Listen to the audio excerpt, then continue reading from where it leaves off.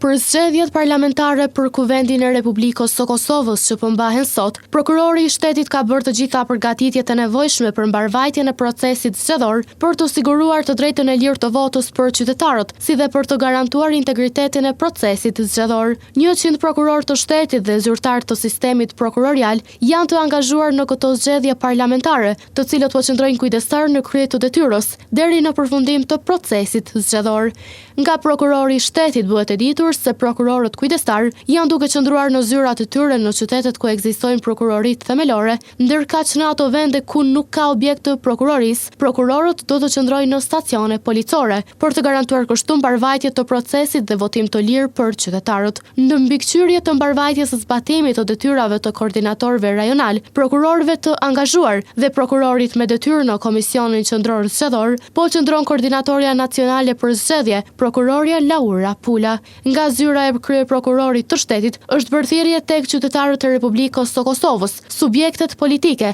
institucionet apo organizata të ndryshme që të denoncojnë tek prokurorit përkatëse nëse kanë dyshime se po keqpërdoret apo manipulohet vota në çfarëdo mënyre dhe nga kushdo qoftë.